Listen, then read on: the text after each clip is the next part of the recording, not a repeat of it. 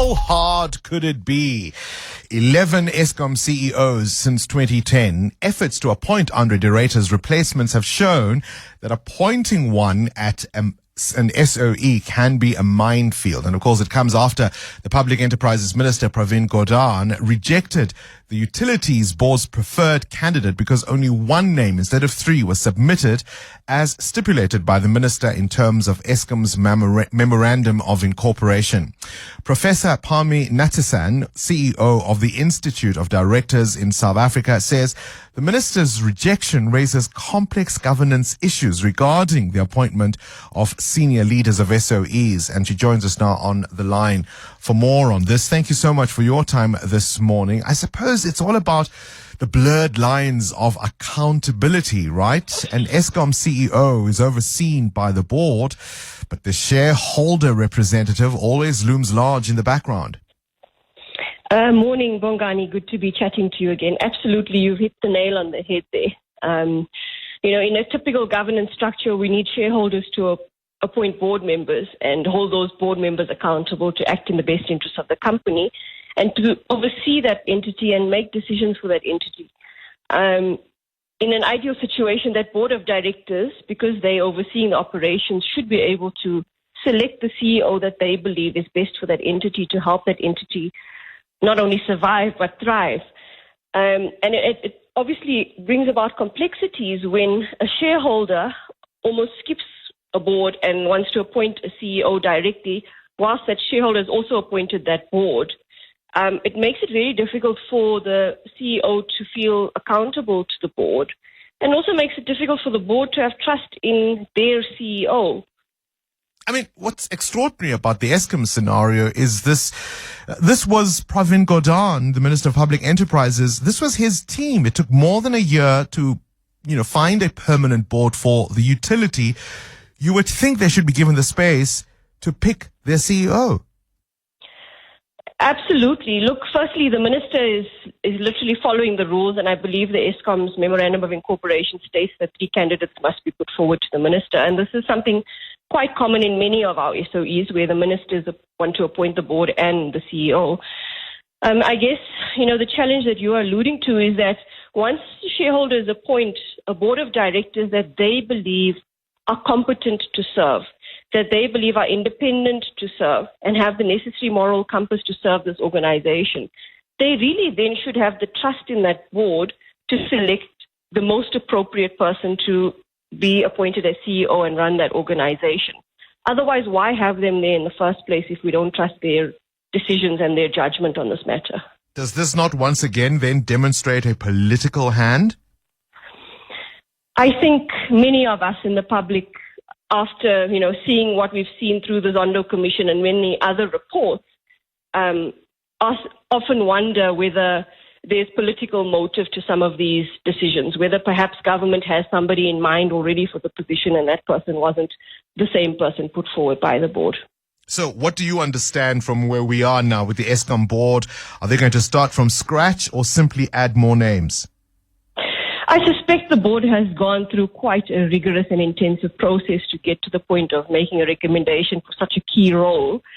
I doubt they would start from scratch, perhaps open up the search a little bit wider or consider other candidates that were initially shortlisted. I think time will tell, because I think it's going to be a tussle now between the minister sticking to what the MOI says and the board obviously having one preferred candidate, and I think we'll have to see how it all plays out. But does it also indicate perhaps a fractious relationship between the board, or at least the chair, and the minister? Because you would think that this all could have been resolved, I don't know, with maybe a phone call? Yeah, absolutely. But I think, look, the challenges in the way public sector structure is set up is quite unique and difficult to navigate at times. As you say, one would hope that there would have been engagement between the board and the shareholder, knowing that the shareholder has so much power and sway in these decisions. But part of the difficulty, of course, is that even if somebody who is palatable is found, is it this minister's decision entirely, or would he not need to canvass support, say, from cabinet colleagues? Yeah, it's not very clear in terms of the processes whether it's the individual minister, him or herself, because I know oftentimes there's wider engagement in cabinet on some of these decisions. So I'm not clear exactly where the decision lies. But what we do know from public reports is that, the minister has rejected the name put forward by the board for now. And I think we'll have to see what happens from here. Critics will, of course, point to the example of Portia Derby at Transnet. She wasn't that board's preferred candidate. And look at how spectacular she's turned out to be. I mean, they aren't just calls now, but howls for her removal. Yeah, I think it's always difficult when a CEO is almost thrust upon a board and chosen for that board, and they don't really have a say in it. I think it's very difficult to be in a position of sitting on the board, having this legal duty to act in the best interest of the entity, having potential legal liability when things go wrong, but you can't make decisions to drive what you need to be pushing in this company in terms of overseeing the performance of the entity. It makes it very difficult to serve.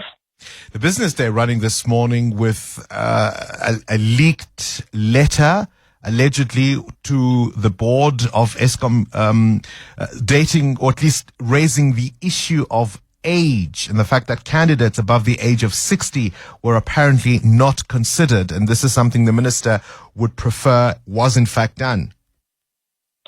I did see that this morning.